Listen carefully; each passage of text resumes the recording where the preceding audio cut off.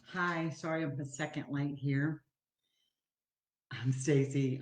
This is Walking in My Shoes, and we're loving my veteran this morning. A little slow to get with the hair and all the other 500 things that are coming on. I hope everyone had a great morning so far. Great yesterday. We've been talking about so much stuff going on. Trying to do two things at one time. I'm like multitasking here. So I want to let everybody know good morning. We have a super lot going on. So um, we're still doing those one-on-ones, y'all. Those were amazing. Good morning, Michelle. Those were amazing. We have had such a good time on the one-on-one. So if you have not signed up for yours, go ahead. You have to excuse the wet hair. I am going to my mom's this morning for the little family thing, and I'm running behind as usual. So um, today's topic, there's a few things before we get into today's topic. On the Loving My Veteran page, you will see a thing about Burn Pit 360 that happened to our Iraqi veterans. They were exposed to toxic chemicals. Please go look at their Facebook page and get signed up for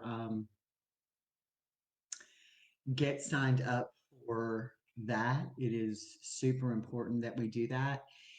Um, and was one of the things that Joe Biden actually said that he was going to do. So I put that link there as well, because I think we need to make people accountable. So make sure that you guys go over and check them out, especially if you have an Iraqi war veteran in that era. It's super important.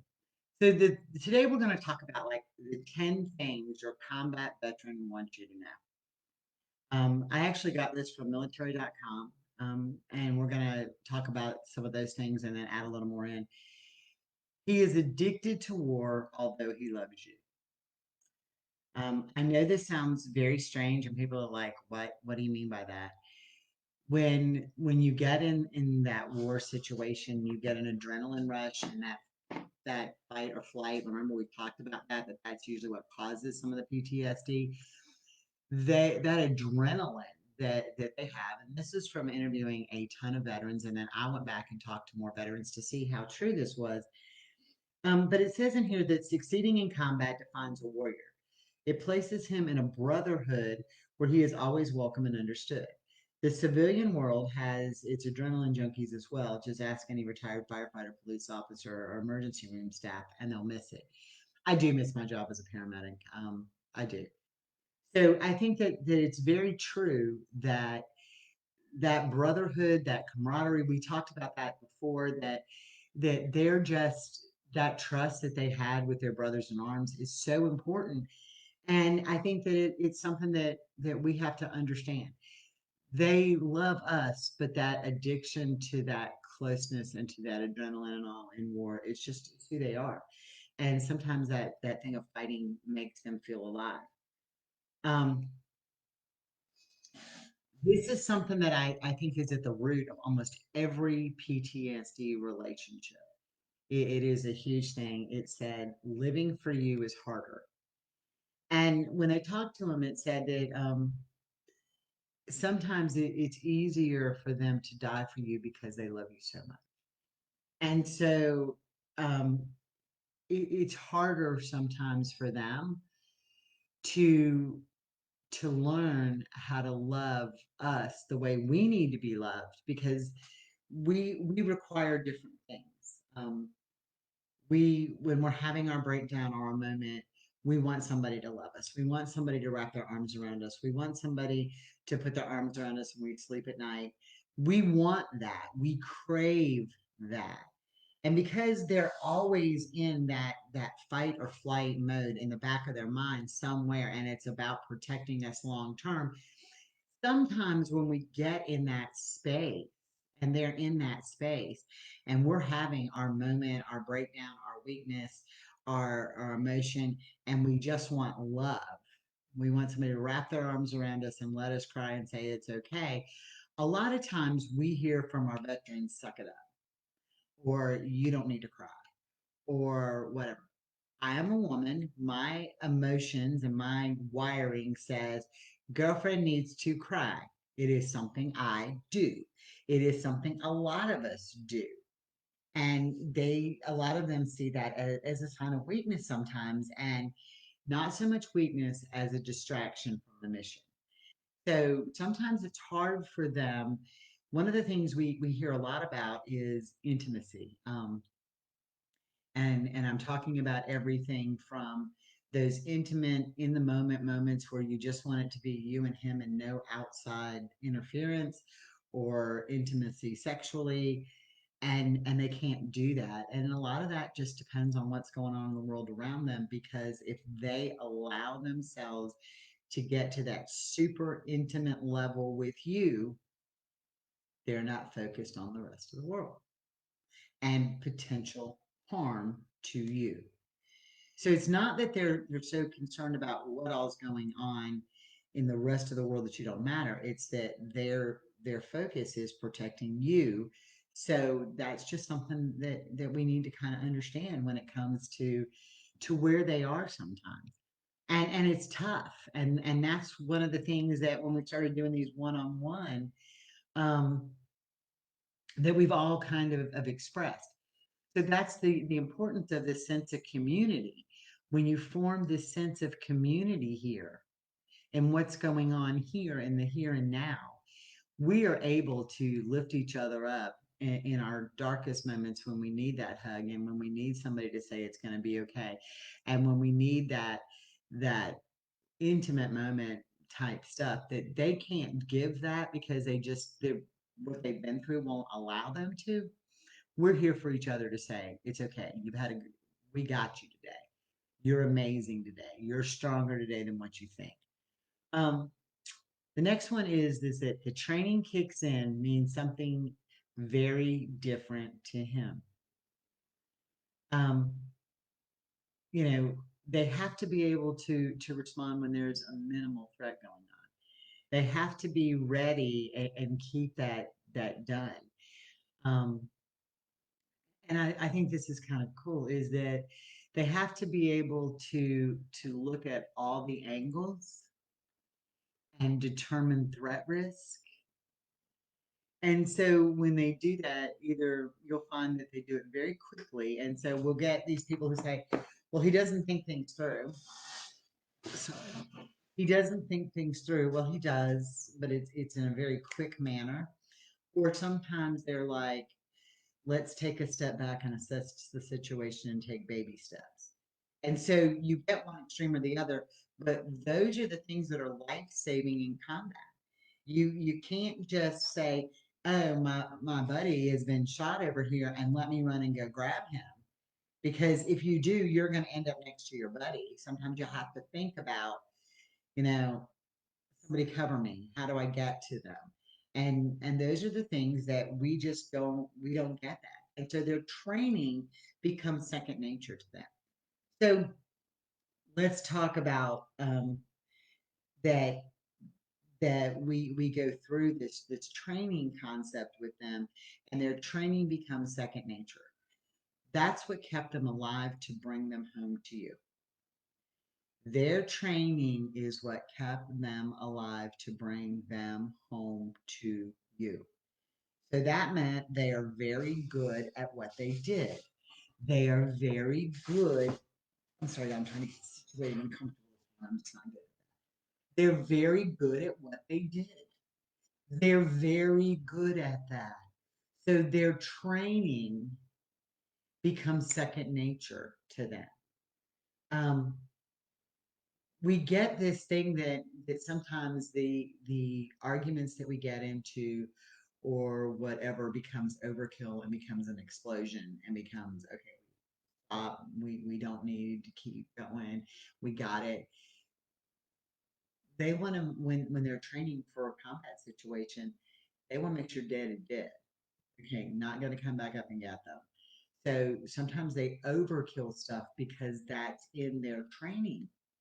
um, Tears can become unbearable to them. It creates an explosive emotion that can be difficult for them to control. Unfortunately, and this is, I'm reading this word for word, that can lead to warriors responding to strong waves of guilt by applying more maximum firepower on friends, family, or unfortunate. So maximum firepower sometimes now becomes their words. They're not using guns, they're becoming words. So when they get to a point that's going to create an emotional tear for them, or they get to a point where they see you in an emotional situation, it's going to become, let's give it everything we've got, whether it's hurt or anger or words they say. When they feel cornered, threatened, or emotionally vulnerable, all that stuff comes out in their hurtful words and some of the things they say and some of the actions that they do. That's just what happens. It is their emotional vulnerability that comes from their training because they can't do it. Um, this is a tough one, and we see it a lot. We hear this. He's pushing me away. We've been together. We've gone through thick and thin. We've done all this stuff together. I've always been here for him. I've always been there for them. This is what we do. And now we're comfortable. I thought we were closer than we've ever been before. Things are great. And now what happens is he starts to put you away. I'm going to leave. I need you to go away. Verbally words, hurtful words. I need you to go.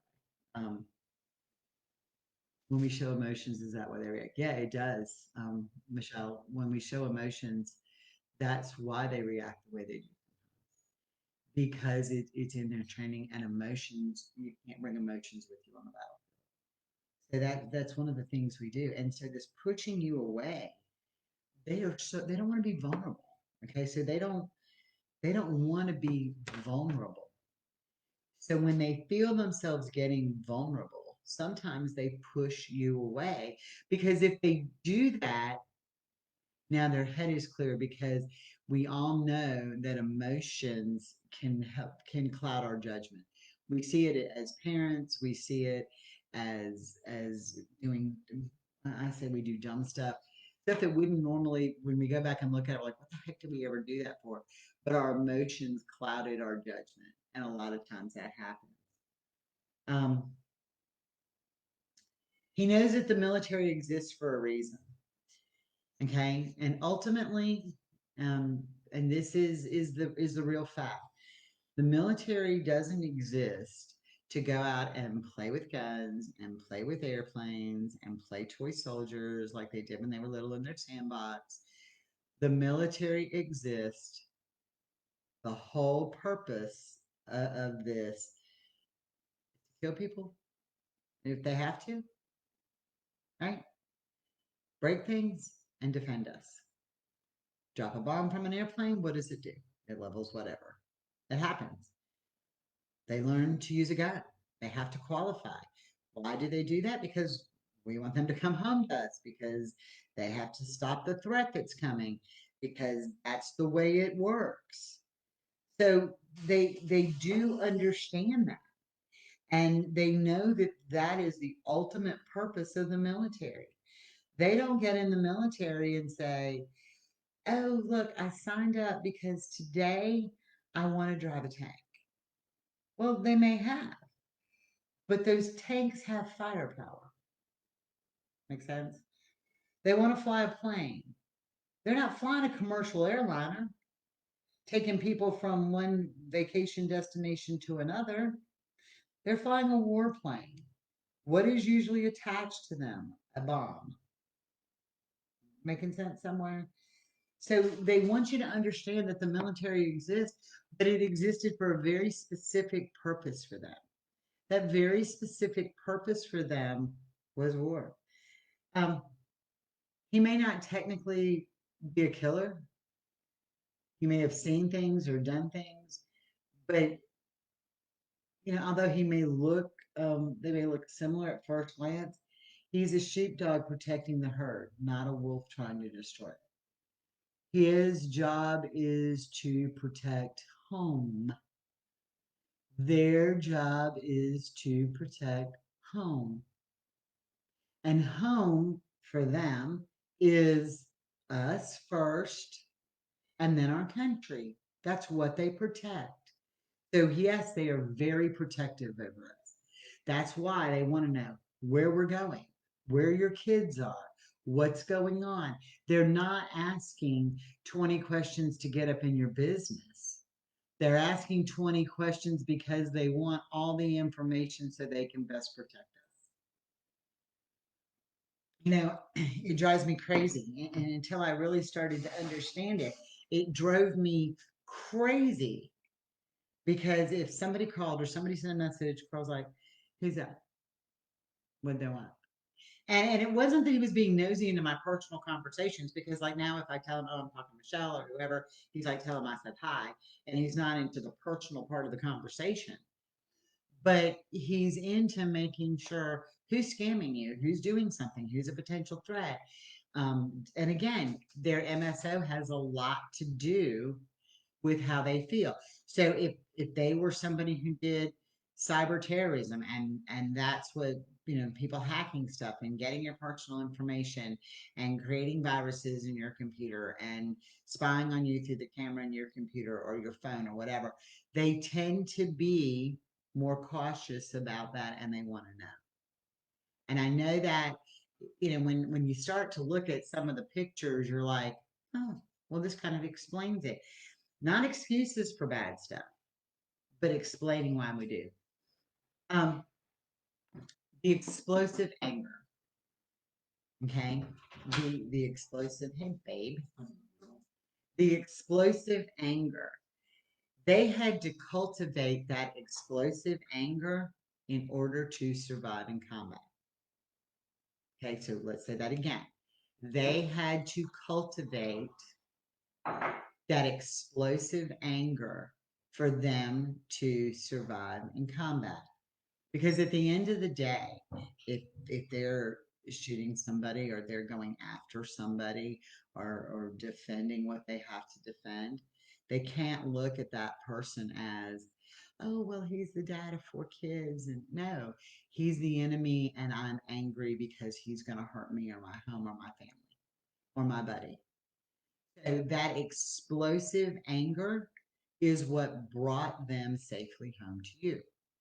Now, unfortunately for us, it's part of a package that is still here with us. But it's the reason that they came home. So when you see sometimes that anger and that rage, and we see this, you know, I don't ever condone hitting a human because I just think that's insane. But when all of a sudden you get frustrated and something is thrown across the house or you know they got and they hit a tree or they slam something down or a door slams or a cabinet door slams, that is them controlling their explosive anger. You have to remember in most cases they've been trained that they could do serious harm with their hands. So if what happens is we end up with something getting thrown across the room, it's better than them breaking your arm. And I don't mean that we should have to live in that environment. What I mean by this is that explosive anger got them through the combat situation. Okay. That got them through the combat session and that got them home. So just remember that. Here is one of the tough things. They may have only been 18, 19, or 20 when they first had to make a life and death decision for someone else. I'm 54 years old. I have a hard time making life and death decisions. Even in EMS, when I got in EMS, and we don't play God ever. We do our job and we do it the best we can. But I remember being taught very early on that if you go to the scene of a multiple person car wreck, you have to assess right then who is savable and who's not. So while that person may not already be deceased, but that person's injuries are so critical at that point that their chances of survival are slim. And there's somebody, 2 or 3 people whose injuries are bad, but they're less severe and their chances of survival are greater. we walk over the one that may be saying, help me, okay? That may be saying, help me, because we know there's no help for them long term when it comes to the numbers. So the same thing they're put in. They are set 18, 19, 20-year olds all of a sudden making forced to make a decision on who lives and who dies. It's tough. I go back to my James scenario, my friend's son James, my son's friend James. Kid, ball was a bomb coming towards you. What do you do at that point? There's a safe line. You've told the kid not to come any further. So at that point, the decision is made. You know he has a bomb in his hand. That last split second, he has to make the decision. And he was 19 years old when he made that decision. Do I shoot the child or do we all die? That's a lot of responsibility put on anybody, but especially somebody who was 18, 19, 20. That's when they're first faced with that. So it's pretty tough. Um, you know, it's everything that they're going against everything they've been taught. When you're raising your children, you don't teach your 18-year-old how to make that choice. You don't teach your child at 15 that this is the choice they're going to make. You don't teach your child that.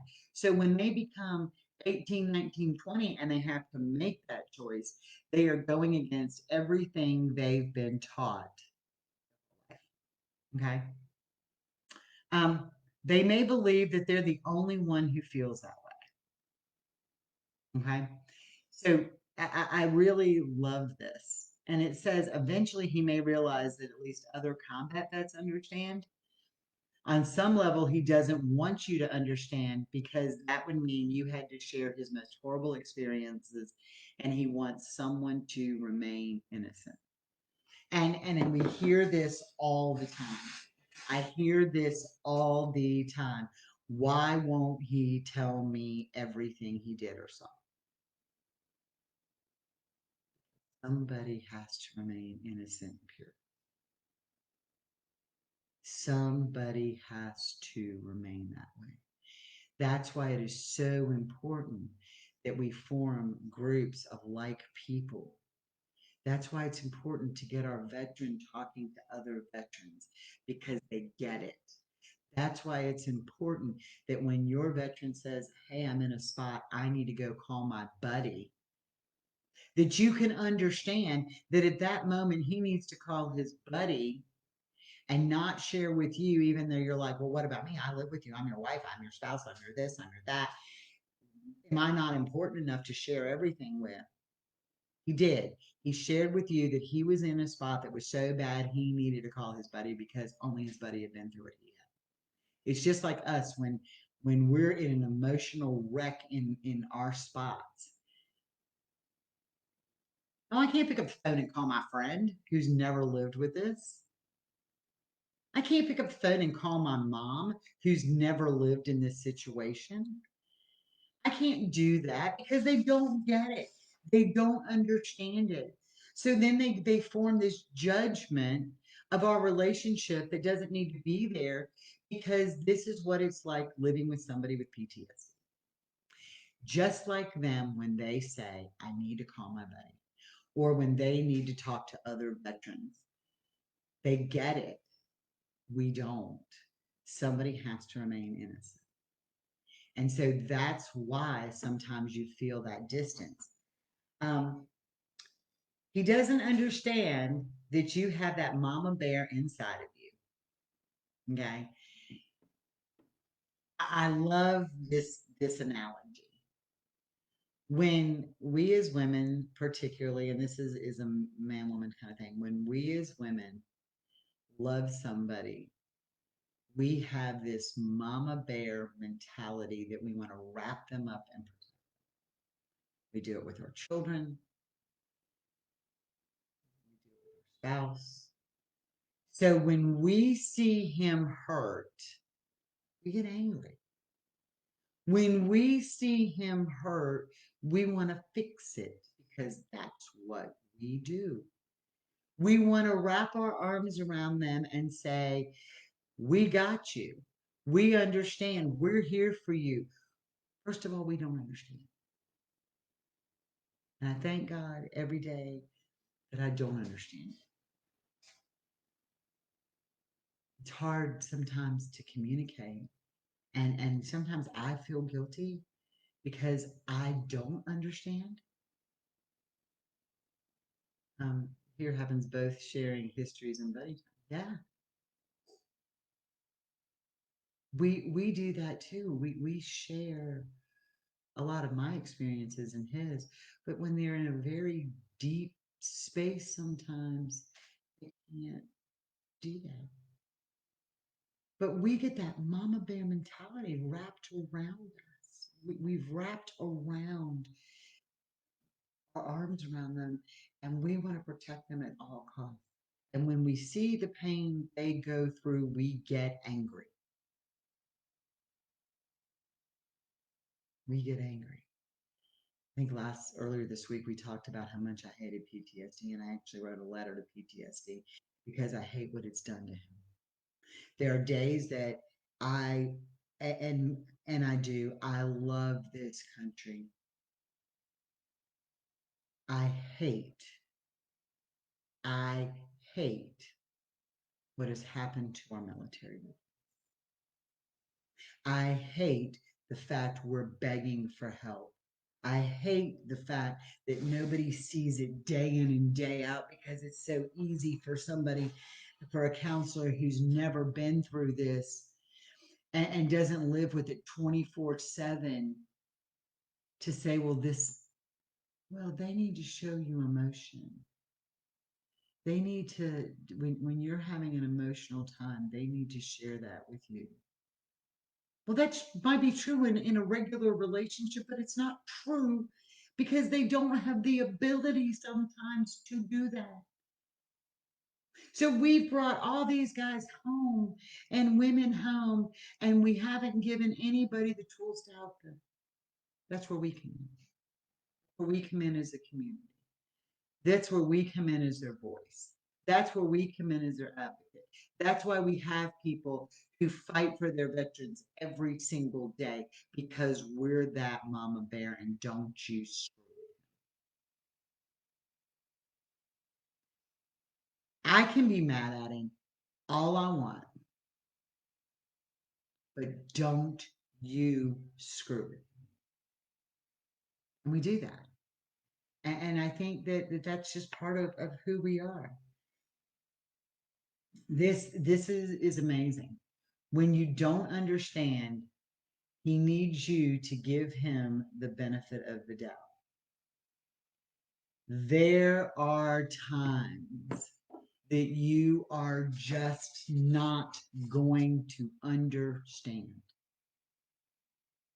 There are times that you are just not gonna get it. The thing that we have to understand is this. In their minds, they already feel like a casualty, a walking casualty war. And they don't want us to be.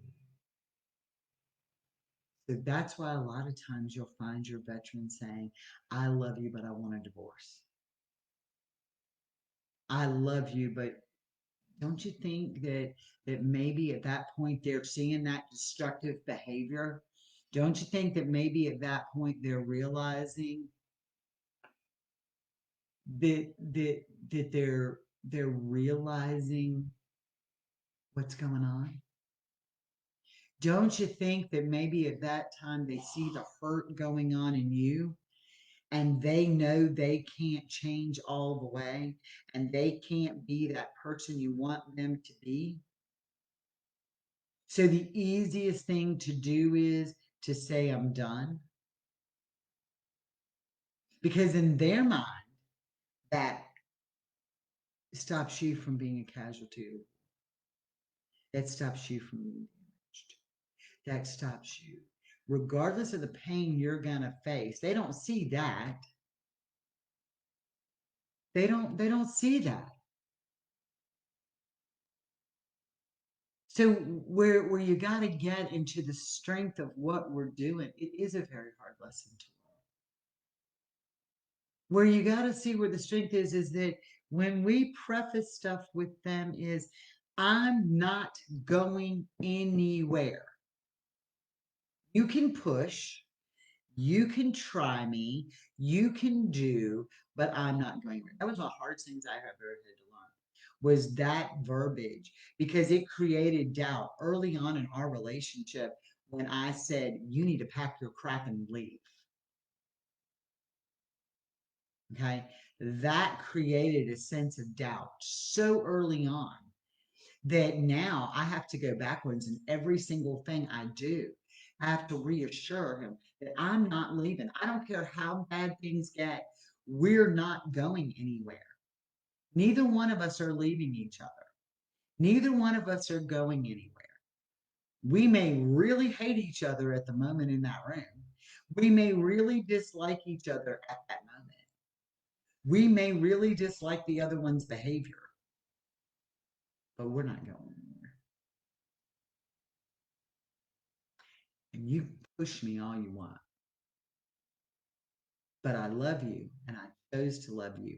And for me, choosing to love you was the same thing as you picking up that pen and signing that agreement to go off into the military. I know what I'm in for. Okay. I may not have chose this initially, but I'm here today. All of y'all are here today. We know what we're in for. We know the potential risk. We know the potential dangers. We know the potential emotional stuff we deal with. We know that going into it, or at least now staying in it. And we're not going anywhere. We're going to fight through this. So that is something that when you look at things again, I think that we have to understand we're going to make better choices and be able to use Michelle's words early on when we had a conversation early on in our friendship. We have to learn to evolve together. Okay. We have to learn to evolve together. That's where we have to be. He brings his baggage. I bring my baggage. I said something stupid like pack your shit and leave, and I've done it on more than one occasion. And now, months and months and months and months and months in, I'm not going anywhere. He's not going anywhere. But there is always that seed of doubt. So we have to get past that, and we have to evolve past that. But knowing how they think, knowing how the PTSD affects them, knowing what it's like to be, we don't know, but at least hearing 10 things from combat veterans that they wish that they could tell us. Because remember, communication isn't always easy. So knowing these things, now we can evolve the way we react to get the results we want. I was talking to a friend early this morning, and we were talking about a situation, and my comment was, are you happy with things the way they are? And if you're not, does it really matter who changes to get the result? So are you happy with them saying something, doing something, whatever? And you're like, well, why should I be the one to change?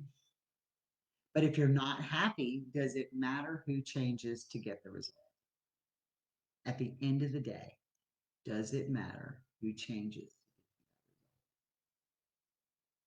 Because if you make a change that gets you the results you need, then he's going to change what he's doing. So you basically have evolved together. It's an interesting thought. Carl and I've come a long way. We have a long way to go, but every relationship has a long way. We are much more. I watch from the very beginning at some of the explosive arguments, and I won't say we still don't have explosive arguments because I'm a bitch. I'm hard to live with. I'm not saying we still don't have those explosive arguments because we do, but we're now learning to, when we see them getting to that point, to be able to say, stop. Let's sit down and talk like adults and communicate. Let's be grown up. And he's usually the one who tells me I have a knee-jerk reaction that wants to scream and holler and yell because I'm a yeller. So anyway, I really wanted to share this with y'all today. I think that when I read this, it just made so much more sense. It gave me insight into why they think the way they do sometimes. And it gave me total insight into that. So often I hear us talk about, spouses talk about, it's not an excuse for bad behavior. No, it's not an excuse for bad behavior. But when we've given and given and given and given and bent and bent and bent and allowed this behavior to go on, come on, what do you think they're going to act? So we have to unact that behavior. We have to slowly put those limits. We have to slowly say this is not acceptable because it's not acceptable to either one of you. It's become habit. And trust me, we have a ton of bad habits we have to break in this house. We're learning to recommunicate. We're learning to stop taking each other. Those are our habits. And as a result, we are way better than. All right, so let me wrap this up. Y'all have a great day. I got to. Do not forget, let's talk tonight at 7 on Zoom. The link is there. I will try to repost it riding down the road, so give me a little bit to do that. I'm still available for one-on-ones. I know I have a 1 o'clock that's not on the schedule, so we're still available for one-on-ones today. So if you need to talk to somebody, just reach out and put that right in. It comes right to my email. I'll get you on. We've had some great conversations, and it's been a lot of great responses on that one-on-ones. Um, what else is going on? There's just so much going on. Again, please go check out Burn Pit 360. They're on our Facebook page. Just make sure that your veteran, if they are Iraqi war heir, gets registered in the registry. Um, if they would have had this with the Agent Orange and Vietnam veterans with the registry, it would have been a huge difference. And make sure that if you have Iraqi air war, that you go check out Burn Pit 360. I'm going to give a shout out to that tribe, and I'll also have them on our Facebook page today. But this guy got out of the military, retired, and realized they're based out of Washington, that there was nothing to transition to the real world, to the normal world, and he has put together an organization called That Tribe, and they work together and help transition and get jobs and financial stuff straight, and learn to get rid of some of the military jargon. And they're just a fabulous group of people, and I cannot begin to thank Bill enough for speaking with me about that. And later this week, probably next week, I am going to talk to Jeff with Soldier Hard. If you haven't heard his music, I'll put a song on there today. And how he fought PTSD through music and how he is spreading the word through that. Next year will be the 10th anniversary of Recon One, the label that he's formed to do this. I'm so excited to talk with him.